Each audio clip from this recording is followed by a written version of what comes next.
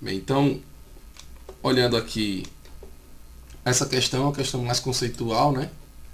Então, suponha que você tem um modelo de regressão linear, e aí a enunciado diz: descreva o modelo de regressão linear, foco do estudo da disciplina. Enuncie as principais suposições do modelo, qual metodologia utilizada na estimação do vetor de parâmetros, em que consiste essa técnica, o estimador obtido possui boas propriedades, em caso afirmativo, elenque as principais características desse estimador, explicando os conceitos estatísticos associados. Uma observação aqui: considere todas as suposições do modelo como sendo válidas, né? Então vamos aos comentários aqui dessa questão, tá certo? Então vamos começar aqui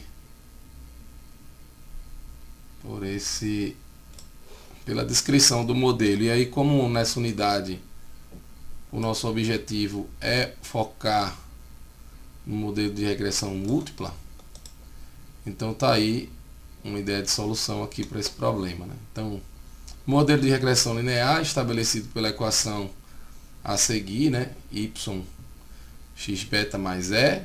A gente sabe aqui que y é o vetor associado à variável dependente, é um vetor que tem t, ordem t por k. Aliás, deixa eu ver, pronto, aqui um vetor de dimensão t, aqui está errado, deixa eu corrigir isso.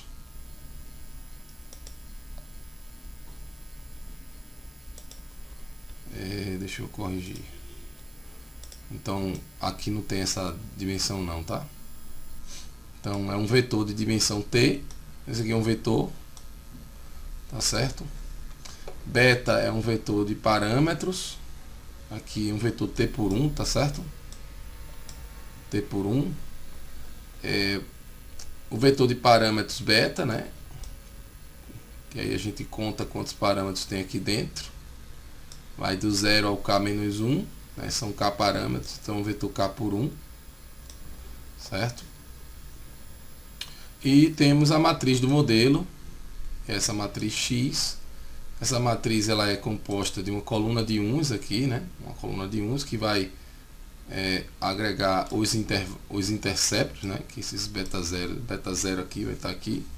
E você tem as colunas dos regressores, né? Então você tem aqui o regressor 1, o regressor 2, o regressor 3, né? E os dados associados aos regressores. Essa matriz X é chamada matriz de dados, matriz de modelo, tá certo? Então, a ordem dela, ela vai ter t linhas. Ó, quantas linhas eu tenho aqui? Ó? Tenho uma linha, duas linhas, ó, contando aqui, duas t linhas. Então, ela tem t linhas e tem k colunas, né? Porque vai do 0 até o k menos 1 são k colunas, certo? Então são t linhas, k colunas, certo? A matriz do modelo. Aí, sendo o modelo definido conforme a equação acima, que é essa equação aqui genérica na forma matricial, certo? A equação de regressão para a tésima observação, aí a gente pode olhar aqui, ó, a equação para uma certa observação t. Então, nesse caso, aqui olhando uma linha, né, dessa equação matricial, né, a gente teria aqui o yt é o beta 0 mais o beta 1 xt1 mais o beta k menos 1 xtk menos 1, e aí eu tenho, né, k parâmetros e aqui o vetor de erros, né? Coloco aqui uma observação, né, completamente válido se o aluno descrever apenas um modelo de regressão simples ao invés de regressão matricial, mas aqui, como o foco nessa unidade é o modelo de regressão matricial, modelo de regressão múltipla, então eu coloquei aqui a descrição geral aí do modelo, tá certo? Aí vamos para o próximo item. Então, a descrição geral, né, do modelo tá aí. Esse é o primeiro item da questão. Segundo item, enuncie as principais suposições desse modelo, né? Então, as suposições do modelo, né? As suposições usuais do modelo são a primeira delas, né? Que sem ela não temos nada, né, nessa regressão. Então, a primeira suposição é a de que o modelo tem uma especificação correta, certo? Então, a especificação do modelo é correta. Essa suposição é importantíssima, pois sem ela o modelo não tem nenhuma validade assim, estatística, vamos dizer assim. Então, a especificação é correta.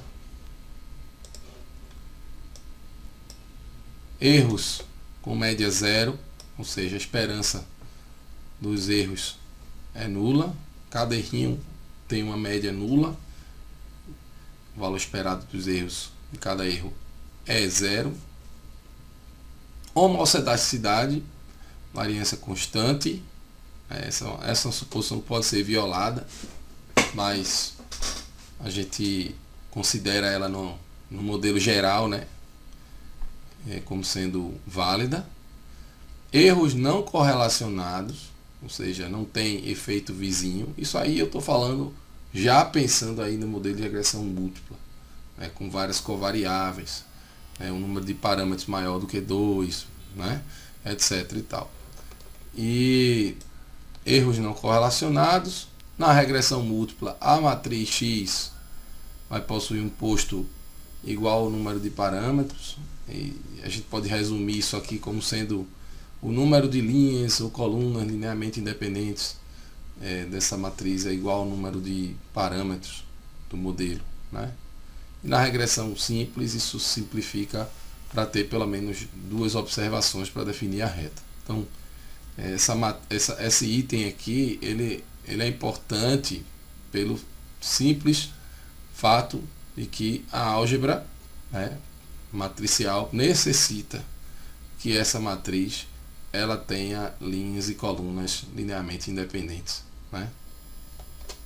Ou seja, essa matriz ela não pode ser reduzida a algo menor, em dimensão menor do que a que ela já tem, né? Quando você faz aí aquelas simplificações por escalonamento. Erros normais com média zero, variância constante, né? Então essas são as deduções aí dessas suposições do modelo, certo?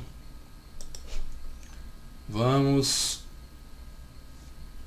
à próxima pergunta. Como é que é a metodologia, né? Como é que é a metodologia de estimação, né? Então, metodologia de estimação, aí a gente viu isso até na aula passada, né? A metodologia de estimação chama-se método de mínimos quadrados. Eu não gosto de falar mínimos quadrados ordinários, simplesmente porque eu acredito que a nomenclatura ordinário vem do inglês e aqui a gente não precisa mencionar isso. Então, o método de mínimos quadrados, que consiste, né, em estimarmos o vetor beta, minimizando a soma dos quadrados dos erros, dada a expressão, né? Ou seja, aqui eu estou olhando a expressão de cada erro, né? Que você vai pegar o yzinho, e vai subtrair, né? Aqui está faltando um parêntese. Está faltando aqui um parênteses aqui, deixa eu corrigir. Vamos corrigir isso aqui. Vou botar um parênteses aqui nessa e vou elevar tudo ao quadrado aqui, certo? Então, a soma dos erros quadráticos, né? Vou botar aqui. É o y menos o preditor linear, né? Que aqui nesse caso possui K regressores, né? K-1 regressores. Aqui também tá errada a anotação, porque você conta do 0, 1 e para no K-1. Então aqui tem que ser, eu vou reescrever aqui só para não ficar ficar essa confusão, né? Então soma um tzinho igual a 1. Deixa eu usar o lápis sem cantinho. Então a soma um tzinho igual a 1 até o t, né? Aí vamos agora pegar o yt menos, aí vamos usar a anotação que eu estou usando, né? Começa com beta 0 mais beta 1 xt1 mais, aí vai yara, né? Mais beta k x, que são k-1 parâmetros, né? K-1 são k parâmetros, né? Desculpa. Beta k, k-1, x, t, k-1. Aí fecha parênteses, fecha o colchetes, eleva ao quadrado. Então aqui eu estou somando os erros quadráticos. Então esses estimadores de mínimos quadrados, né? Ou seja, fazendo essa otimização em cima dessa soma de quadrados de erros, né? É basicamente o princípio aí que se baseia aí o método de mínimos quadrados. E o que você obtém com isso são os estimadores de mínimos quadrados que possuem ótimas propriedades, porque são não viesados, né? Possui valor esperado igual ao verdadeiro valor do parâmetro, são consistentes. Significa dizer que a variância tende a zero quando aumenta o tamanho da amostra indefinidamente, possuem distribuição normal sob normalidade dos erros e são aproximadamente normais, independentes da distribuição dos erros, certo? Além disso, eles são eficientes. Então eu tenho que acrescentar aqui, mas que são eficientes. Então esse estimador de mínimos quadrados ele é eficiente. Eficiente no sentido de que esses estimadores de mínimos quadrados possuem variância mínima, tá certo? Além do mais, ainda vale aqui aquela propriedade de Gauss-Markov que fala que ele é o blue, mas não é blue de azul, embora que seja escrito, mas isso significa best linear unbiased estimator, ok? Certo? Então best linear unbiased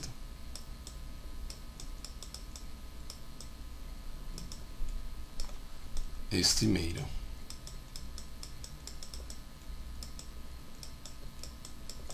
Aí traduzindo, né? Eu tenho o melhor estimador na classe dos lineares e não viesados para o vetor de parâmetros beta, tá certo?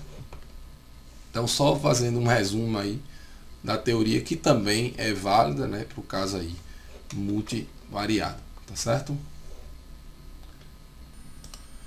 Olhando aqui esse enunciado agora, né? Então suponha que a base de dados foi utilizada aí nessa questão, ela se refere ao trabalho proposto por Garrison e Norren em 2001. Esses dados consistem de 24 observações sobre os custos indiretos de fabricação, isso é dado em reais, e o número de horas de mão de obra direta contratada, que é a variável HMDO. Custo indireto é a variável CIF. Então, pela empresa Raman Company, a qual tinha dificuldade em mensurar os custos indiretos em uma de suas unidades de componentes elétricos. Considere os gráficos, os passos a seguir. A figura 1, então passo 1, né? A figura 1 mostra o gráfico de dispersão entre a variável resposta e a variável regressora. Nesse caso aqui, um modelo de regressão simples, tá? Em princípio. Por inspeção visual, o que você conclui sobre a natureza da relação entre essas duas variáveis, né? Aí vamos observar o seguinte. Eu aqui, eu vejo uma relação que parece um pedaço de uma curva polinomial de grau 2. É como se esse custo indireto tivesse uma relação quadrática com esse número de horas diretas contratadas. Mas em tese, o que a gente quando se fala em regressão linear, né, é importante deixar claro, dizer que essa relação linear ela não é nos regressores, mas sim nos nos parâmetros, né? Então, eu posso ter uma relação CIF e HMDO, certo? Em que o HMDO seja um regressor quadrático, certo? Eu posso ter isso, é uma relação assim, e ela continuar sendo linear, porque o regressor, o quadrado dele, a potência dele pode entrar, certo? Sem nenhum problema de afetar o princípio aí da linearidade, pois a linearidade é nos parâmetros, certo? Então, em princípio, a gente poderia aqui tentar ajustar uma reta de regressão, certo? Uma reta de regressão aqui, mas assumindo uma relação linear com especificação quadrática, talvez gere um resultado melhor, tá certo? Mas aí aqui o problema provoca isso, tá certo? Então, por uma inspeção visual, o que você diria? Você pode dizer que tem uma relação positiva, direta, entre HMDO e o CIF, tá certo? Em princípio é isso que a gente está vendo, né? Quanto mais aumenta o HMDO, mais aumenta o CIF. Alguém poderia ser mais ousado a dizer que essa relação podia ter uma relação linear com uma especificação quadrática, tá certo? Então, nessa outra visão, você poderia supor aí uma especificação quadrática. Então, a regressão é um modelo linear com especificação quadrática, tá certo? Essa é a intuição aí por trás desse dessa primeira visão aí desse gráfico, certo? Então essa seria a resposta desse passo 1, certo? Eu vou colocar aqui o comentário que eu coloquei, certo? Só para vocês entenderem aí o comentário. Então, é visível, ao menos graficamente, uma natureza positiva entre as duas variáveis, ou seja, à medida que o número de horas aumenta, o custo indireto também aumenta. Pelo que se pode observar no diagrama de dispersão, é interessante se avaliar a estimação de um modelo, certo? Linear entre o custo indireto e o número de horas diretas, né, como variável regressora e dependente, né? Aí vamos ao segundo ponto.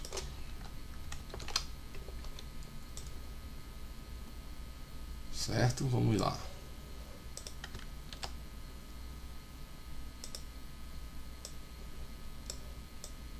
Aqui. Passo 2. Considere um modelo de regressão linear, chamado modelo 1, descrito pela expressão abaixo. Então, modelo de regressão linear com especificação linear. Certo? Linear com especificação linear. Sendo T1, são 24 observações, né? Os erros aqui são normais, aqui está assumindo normalidade, normal 0,1 inclusive, variância unitária, média 0 já é esperado, satisfazendo as hipóteses de média 0, esperança nula para os erros. Aí eu jogo aqui uma figura para provocar, certo? Eu jogo aqui uma figura para provocar. Qual que é essa figura? A figura 2 mostra, né, o gráfico dos resíduos versus valores ajustados, que são os valores preditos, certo? Então a figura 2 contém um gráfico de resíduos eixo vertical contra valores ajustados eixo horizontal, considerando o modelo descrito na equação 1.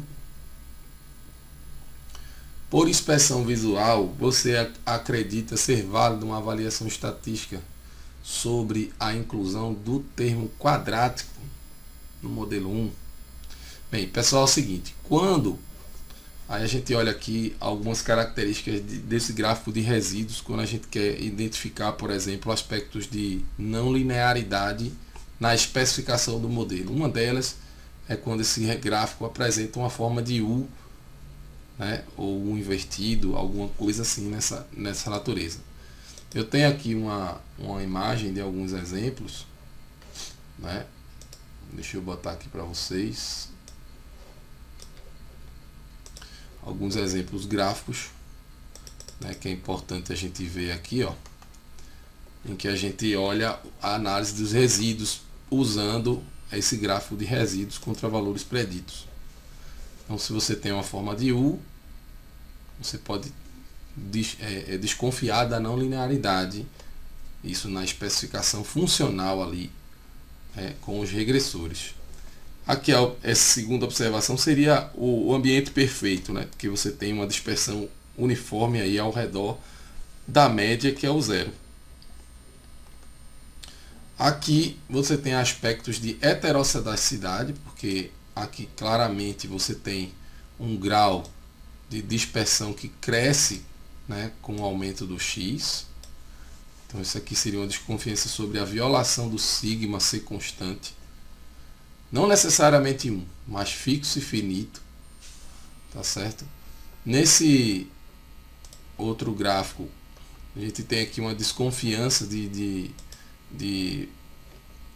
autocorrelação, porque aqui você tem é como se fosse uma coisa meio que em série temporal, alguma coisa assim meio que traçado, né? Alguma coisa que tenha um aspecto que parece ter uma função, né?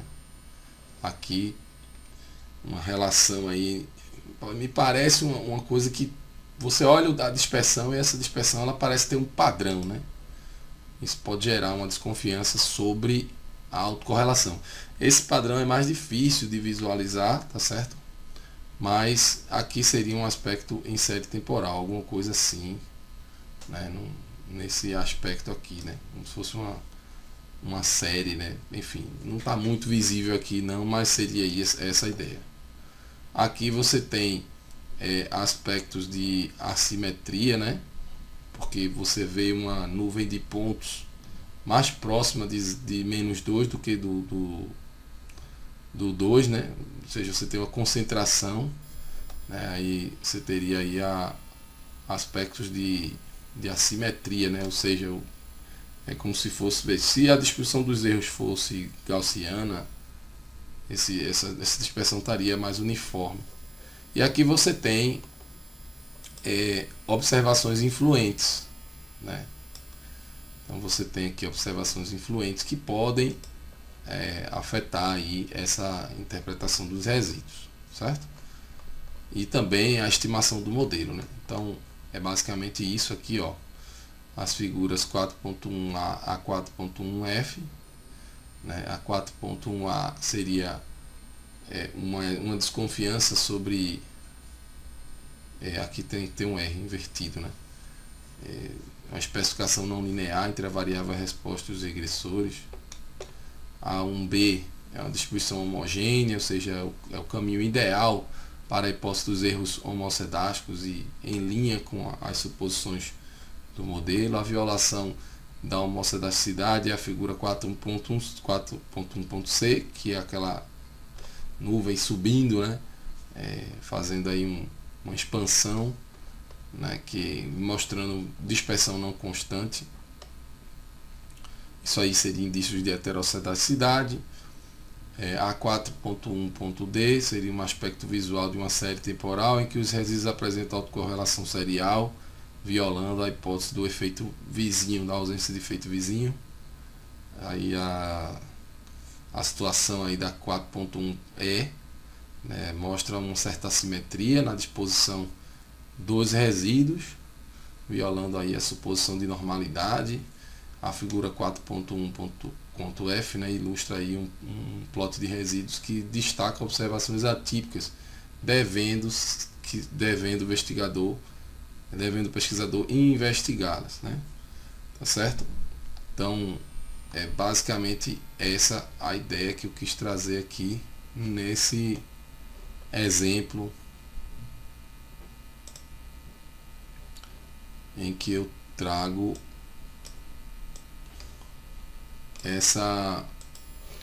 esse gráfico de resíduos, né? Então a discussão abre para essa questão, né? Residual, análise residual. Então aqui a desconfiança é de que exista aí uma não linearidade na especificação. Então o que a gente vai fazer? Vai responder conforme o gabarito aí do gráfico dos resíduos, né? Certo? Então, vamos responder aqui rapidinho. Olha lá. Visto que o gráfico dos resíduos apresenta a forma de U, torna-se válida uma investigação estatística sobre a inclusão desse termo quadrático no modelo 1. Essa forma de U no gráfico dos resíduos sinaliza a estimação de uma regressão linear com especificação quadrática. É bom ficar atento a essa questão, tá? Porque a linearidade ela está nos parâmetros e não nos regressores. Você pode colocar potência de regressor à vontade, sem afetar a linearidade do modelo, tá certo? Então o que é que vai ser feito aqui, né? Como próximo ponto, nós vamos propor a estimação, né? No passo 3 aqui, vamos propor a estimação de um modelo linear com especificação quadrática, certo? Então aqui no passo 3, olha o passo 3, considere o modelo de regressão com especificação quadrática, que chamamos de modelo 2, e eu jogo lá a equação do modelo, né? Então percebam que agora eu tenho, né, um regressor, né, sem o quadrado e o outro com o quadrado. E aqui embaixo eu coloquei o gráfico, né, com a reta de regressão. Veja, a reta de regressão considerando a especificação linear em vermelho e a reta de regressão, vamos falar de reta de regressão aqui, mas todo mundo sabe que não é mais uma reta, né? Então o preditor, né, linear, né, o preditor de regressão usando a especificação quadrática. Então a nuvem de pontos ficou mais coerente ao redor desse pedaço de parábola comparado a essa reta. E novamente eu faço o gráfico de resíduos, em que eu observo aí uma melhor, né, dispersão, né, dos dados, né, embora que, como tem poucos dados, fica mais difícil visualizar, mas em torno do zero, né, você tem aí uma dispersão mais simétrica do que aquela que a gente via em forma de U. Ou seja, a princípio, se de repente a gente tivesse mais dados, essa nuvem de pontos poderia estar mais envolvida, né, em torno do zero aqui. A gente também observa alguns pontos, né, alguns outliers, alguma coisa assim, pode ser algum outlier, alguma coisa, uma observação atípica, mas em princípio a pergunta gira em torno disso. Então a figura 4 mostra o gráfico dos resíduos. Então, observando os gráficos, você conclui o confronto entre esses dois modelos, né? Então a resposta seria o que? Vamos confrontar os modelos.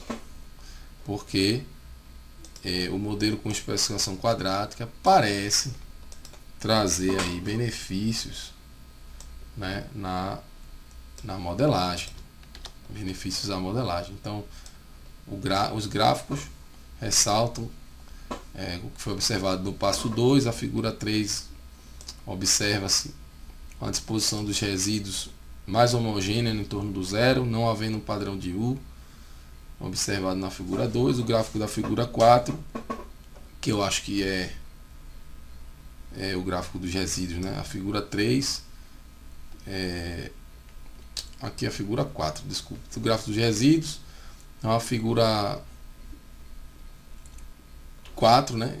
A figura 3, figura 4, né? Você tem aí um alinhamento maior, melhor aí na disposição, né, dos dados ao redor da nuvem de pontos, né, da curva de regressão, da linha de regressão, certo? Então aí seria o começo, né? Você olhava, bem, agora eu tenho dois modelos, eu quero ver se a especificação quadrática realmente ela é significativa. O que a gente pode fazer aqui agora? Vamos para o passo 4. O passo 4, e aí a gente vai começar a fazer um pouquinho de inferência via testes de hipóteses. Vamos lá. Aí eu coloquei as tabelas, eu vou colocar aqui também em tela. Deixa eu colar as tabelas aqui. Então, os dois modelos estimados, certo? Então tá aqui os dois, o modelo 1, as estimativas de mínimos quadrados com os respectivos erros padrão, o coeficiente de determinação, né, é o R2, e as estimativas dos desvios padrão dos erros, né, o erro padrão residual. Então aqui para o modelo sem o quadrado e aqui para o modelo com especificação quadrática, né? Então um tem 2 parâmetros, o outro tem 3. As estimativas estão aqui, essas estimativas de mínimos quadrados, os respectivos erros padrão e o coeficiente ajustado, né, de determinação. Aqui não é o ajustado. Então, olhando o coeficiente de determinação, no primeiro modelo, 91% da variável, dessa variabilidade da resposta está sendo capturada pelo modelo. Olhando pelo lado do modelo 2, esse percentual subiu para 96, quase 97, certo? Então agora a hora de fazer inferência, né? Vamos fazer, por exemplo,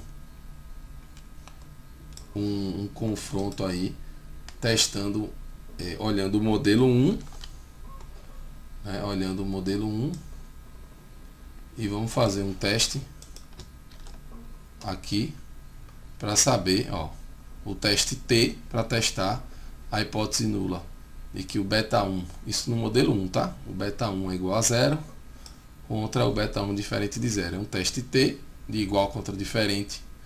Então a hipótese, quais são as hipóteses? O beta 1 é 0 contra o beta 1 diferente de 0. Qual é a estatística do teste? Então a gente vai pegar o beta 1 chapéu menos a média desse beta 1 chapéu, dada a hipótese nula. E aí, sob a hipótese nula, ele é 0, então essa média é 0. E vamos dividir pelo erro padrão, que já está aqui, que é 2,68. Essa conta deu 14,93.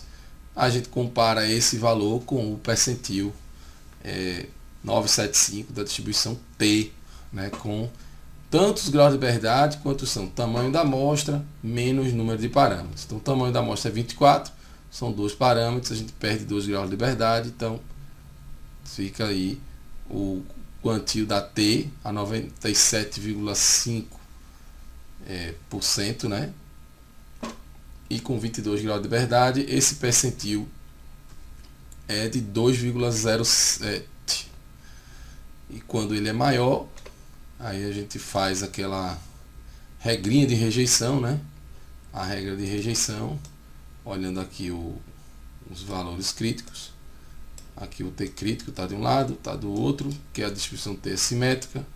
Aqui a gente coloca aí a probabilidade do erro tipo 1, que seria esses 5%, 2,5 para um lado, 2,5 para o outro, né, de probabilidade, 2,5 aqui também, certo? E no meio fica os 95, né?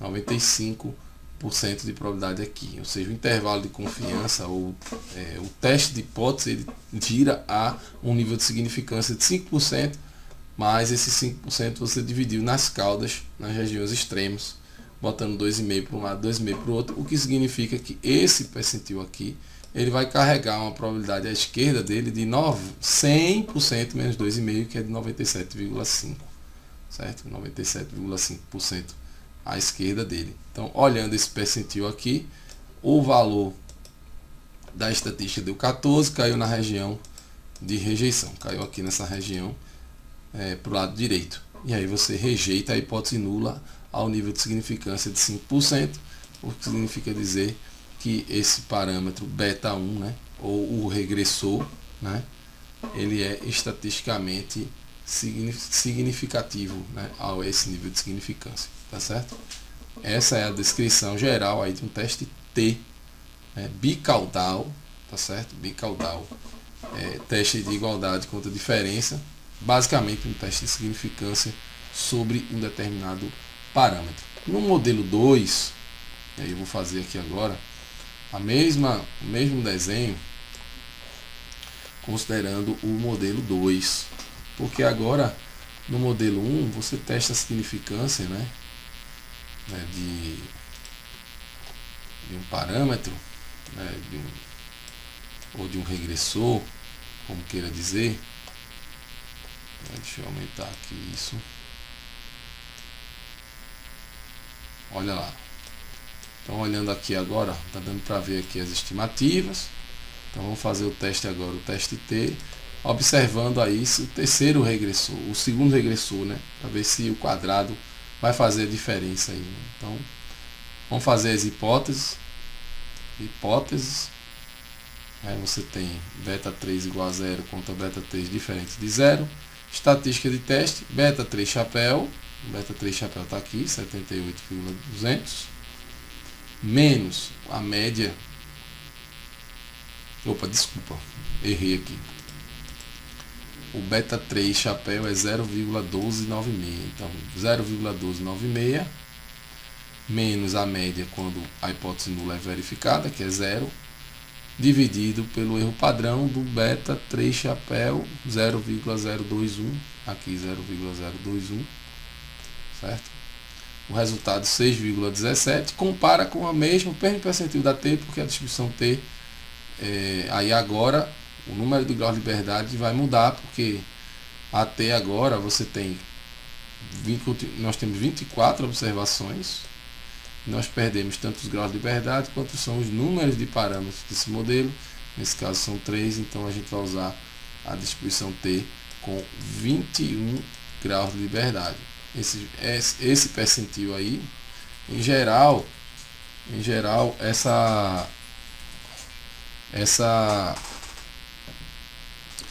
distribuição T, ela é dada, né? Você tem como tabelar isso, você tem como ter essa informação ou através de um ambiente computacional, tá certo?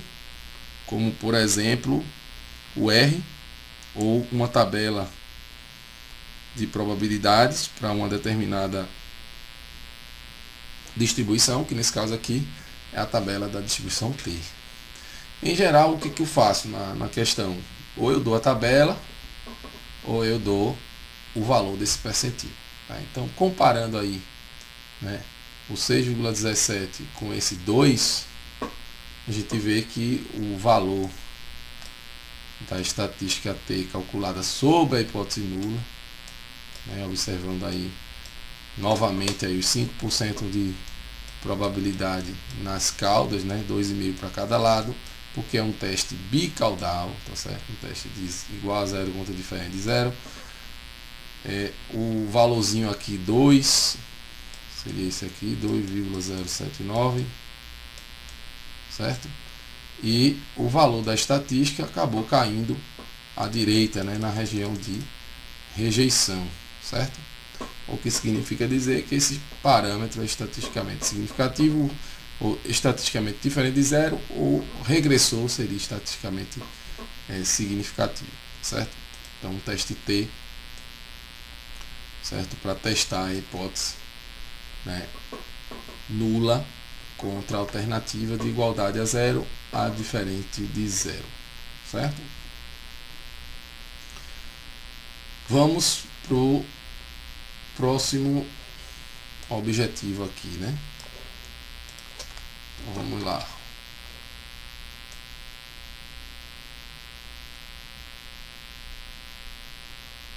E vamos lá, deixa eu colocar aqui o restinho aqui da resolução. Então, se a gente denotar aqui essas somas total dos regressores e dos resíduos, então soma dos quadrados total, soma dos quadrados dos regressores, então os quadrados dos resíduos. Essa soma dos quadrados dos resíduos, ela vem lá, né, da própria hipótese, né, do modelo em minimizar a soma dos quadrados dos erros. Os resíduos são os reflexos dos erros, né?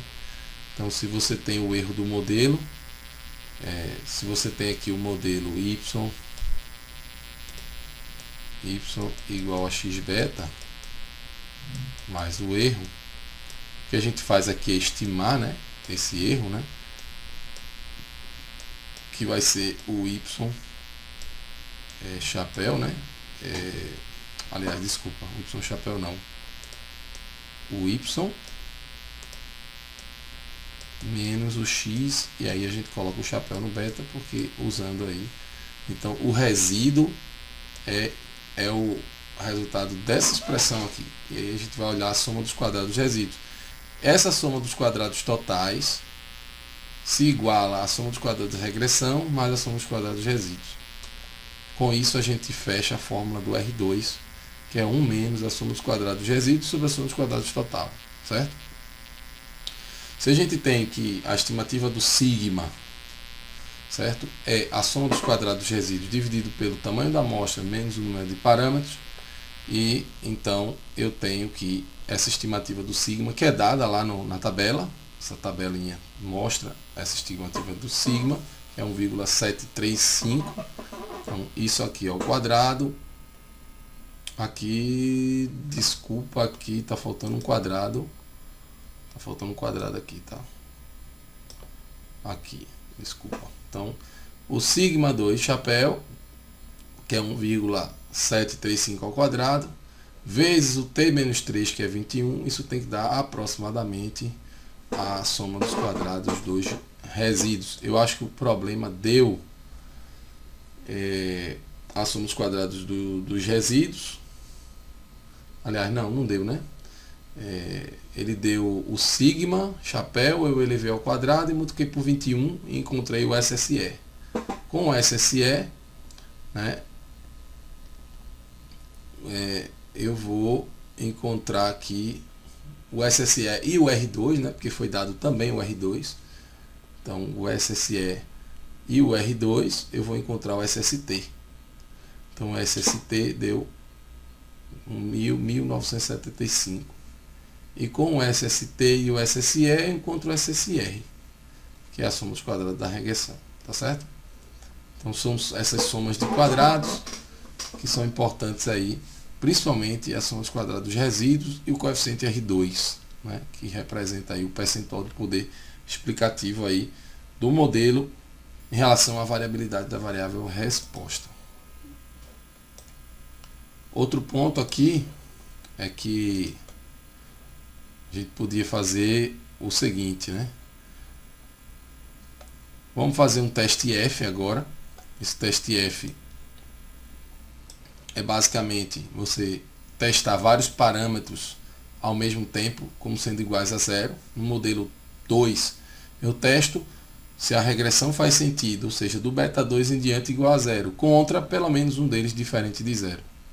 Então, a estatística de teste calculada, essa F calculada, ela é dada por essa expressão aqui, ó, soma dos quadrados da regressão dividido pelo número de parâmetros menos 1, tudo isso dividido pela soma dos quadrados dos resíduos, dividido pelo tamanho da amostra menos o número de parâmetros.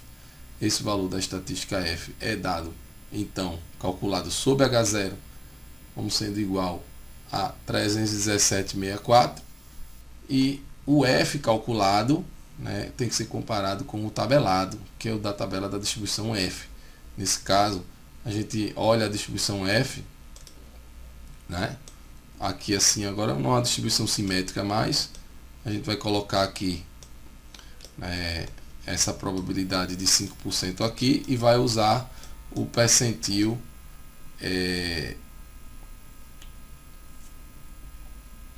aqui eu acho que tem que ser 95, né? Aqui eu acabei errando, é 95 aqui, 95, então é 0,95, então vai botar os 5% aqui, tá certo? E comparar com o valor calculado, né, sob a hipótese nula. O valor calculado sob a hipótese nula é 317 contra 3,46, o valor cai aqui, rejeita H0, que significa dizer que estatisticamente, conjuntamente, a regressão faz sentido. Então, o modelo de regressão, considerando aí o termo quadrático, passa a ser um modelo de regressão múltipla, né? Porque são dois regressores, né? O linear e o quadrático. Então esse modelo aqui se comportou assim, teve uma performance assim, pelo menos com esses aspectos, né? Através dos testes do R2, né? A gente viu que a comparação até com os gráficos de resíduo levam a crer que esse modelo faz mais sentido, né, colocar a especificação quadrática nesse caso, tá certo? Então, nesse caso aqui, ao nível de significância de 5%, temos o modelo 2 significativo, né? A regressão ela é significativa e o teste F autoriza, né, o modelo 2 relativamente ao 1 como superior, certo? Então, vou voltar aqui para aquele exemplo lá do custo indireto contra o número de horas contratadas, né? Mas aí tem um novo regressor aqui, tá? Então, olha o exemplo aqui, né? A base de dados utilizada na questão refere-se a informações de uma empresa produtora de utensílios domésticos feitos à base de plástico, conforme descrito em CEL 2005. No total são 30 observações sobre custos indiretos, né, em unidades de R$ 1.000, o número de horas máquina em unidades de 1.000 horas e o número de lotes produzidos em unidades de 1.000 lotes. O objetivo é inferir sobre os custos indiretos como função das horas máquina e do número de lotes produzidos.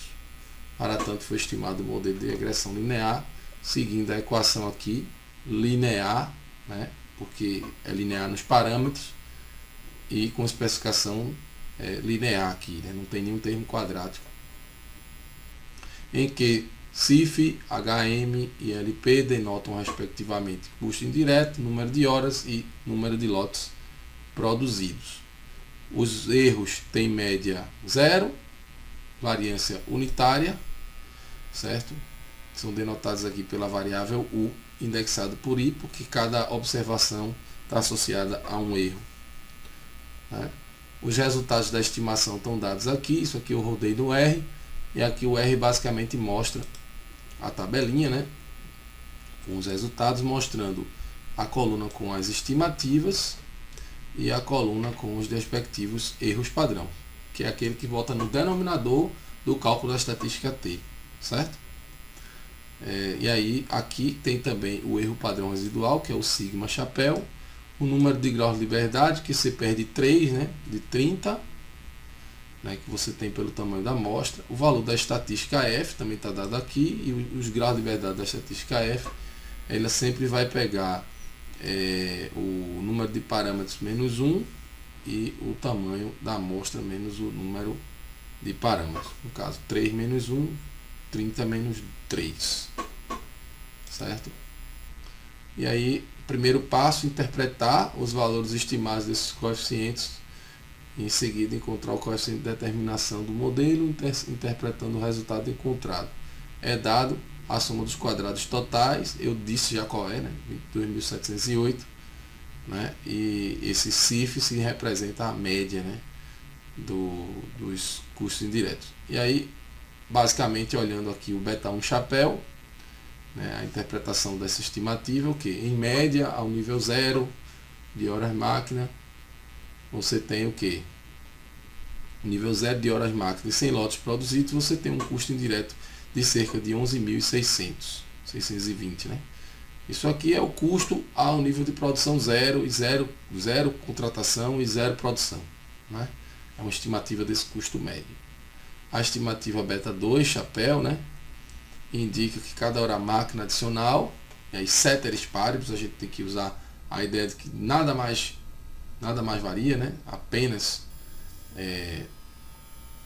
a variável associada ao beta 2. Então, ceteris paribus, né?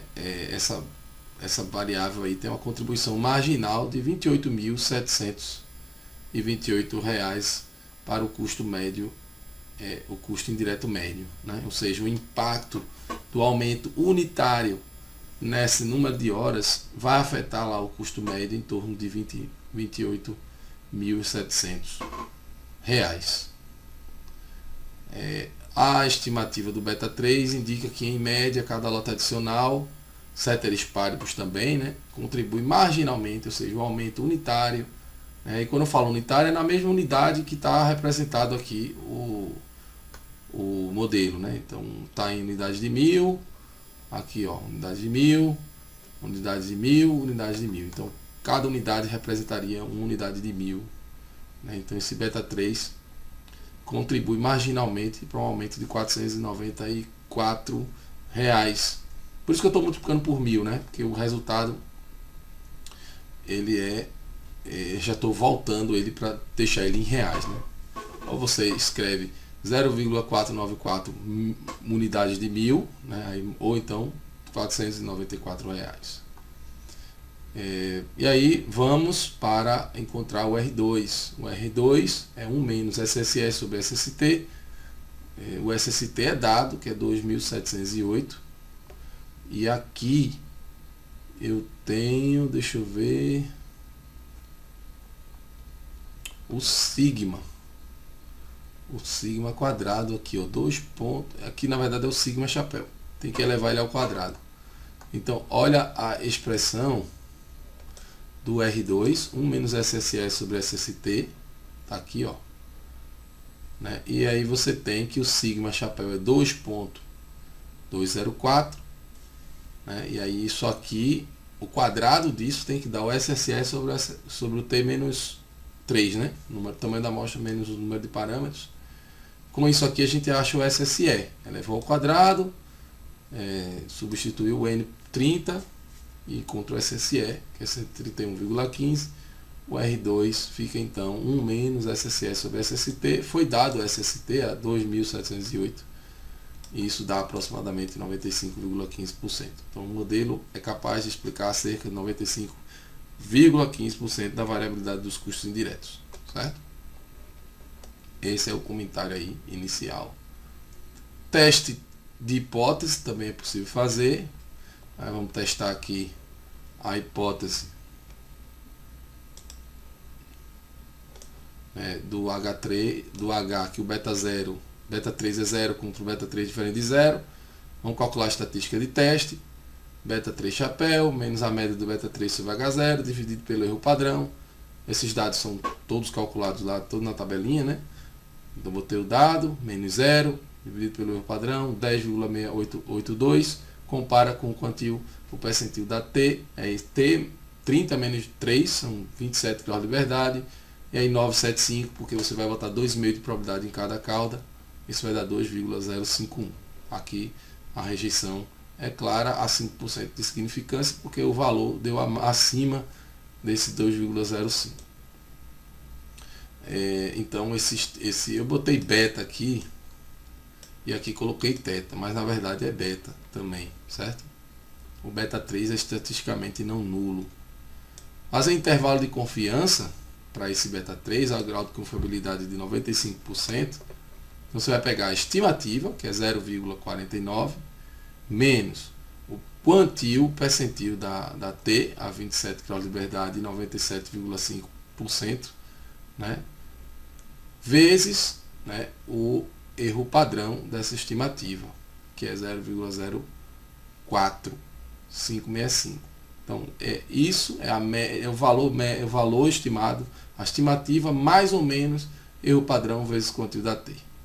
Então, você vai ficar 0,49 mais ou menos, né, 2,051 vezes 0,0465. No final você tem um intervalo entre 0,40 e 0,587, que a gente multiplicar por 1000 vai dar 400, entre 400 e 508. Aliás, desculpa, como é uma estimativa para o teta, né, para o beta, né? Então, se a gente for encontrar uma estimativa para esse acréscimo marginal, ele seria entre 400 e 587 reais, né? O acréscimo unitário estaria a 95% de cobertura nessa faixa aí, tá certo? Então é lembrar da fórmula, que também está no material. Essa fórmula está aqui, deixa eu mostrar para vocês aí. Deixa eu ver onde está isso. Aqui. A equação 2.4, né? É a estimativa mais ou menos o quantil da T vezes o erro padrão dessa estimativa, tá certo? Aí o menos é o lado esquerdo do intervalo, ou mais vai pegar o lado direito do intervalo, certo? Essa é a ideia de um teste, isso é equivalente a um teste pico-caudal, né? No caso da estimação intervalar, tá certo? E aí estaria feita aí a parte dos testes, né? Aí tem alguns gráficos aqui, por exemplo, de valor predito contra o valor observado, né? E aí a gente observa aí um alinhamento, né, dessas duas coisas, né? Porque é ideal que isso acompanhe uma reta identidade, uma vez que você está predizendo, né, prevendo, né, usando as estimativas de mínimos quadrados para comparar com os verdadeiros valores. Então esse valor, essa reta, dando uma ideia de centro gravitacional aí dessa nuvem de dados. Aqui também nos resíduos a gente observa, né, uma nuvem de pontos com uma certa dispersão até um pouco razoável no entorno do zero, mas com um padrão aqui que já mostra uma mudança na variabilidade, né? Então aqui claramente a gente tem alguma desconfiança sobre a homocedacidade ser violada, tá certo? Então nesse caso é possível verificar aí que a homocedacidade pode estar sendo violada. Aí teria que confirmar através de teste estatístico, mas assim, para esse caso aqui a gente está olhando mais o aspecto visual dos resíduos, que é uma forma inicial da gente fazer esse tipo de diagnóstico, tá certo? Então a solução aqui, ó, é possível observar um bom ajuste do modelo, visto que os pontos do gráfico na figura 2.4, né, se alinham, né, numa reta, né, que é a reta identidade, né, e pelo gráfico dos resíduos a gente observa também que existe uma possível mudança nessa dispersão, no nível dessa dispersão, conforme você determina aí o nível dos valores ajustados, né? Ou seja, a resposta ela se comporta de forma heterocedástica, o que significa dizer que os erros também se comportarão de tal maneira, porque a resposta e os erros, se a gente olhar a variável resposta, né, a variável resposta é y e o erro está ali, né, equacionando, né, y igual a x beta mais o erro, né? Então o erro está aqui equacionado com y, né, através dessa relação, né, preditor linear, né, mais o erro vai ser igual a y. Então o comportamento do y vai ditar, o comportamento do erro vai ditar o comportamento do y. Então, se esse erro não for homocedástico, o y não será, tá certo? Porque essa parte aqui, ela é toda fixa, né? Ela é toda fixa. Você estima ela, certo? Mas no modelo ela é toda fixa. O beta tá lá, você não conhece ele, e daí você estima, tá certo? Mas o beta, ele tá fixo. O que é estocástico aqui é isso aqui, o que é aleatório, vamos dizer assim, são essas duas coisas aqui. Aí quando você estima, você encontra algo que é, né, aleatório, porque é um estimador, é uma variável aleatória, certo? Mas ela tem determinados padrões de, por exemplo, ter média igual a esse beta, né? Esse é o padrão de não viés, certo? É um estimador consistente, não viesado, é eficiente, todas aquelas propriedades que a gente discutiu, aproximadamente normal, ou seja, tudo aquilo que a gente discutiu no começo da aula fica verificado aí para esses estimadores de mínimos quadrados, tá certo? Então, nesse caso aí, o padrão de heterossedasticidade seria o que estava sendo violado, ok? E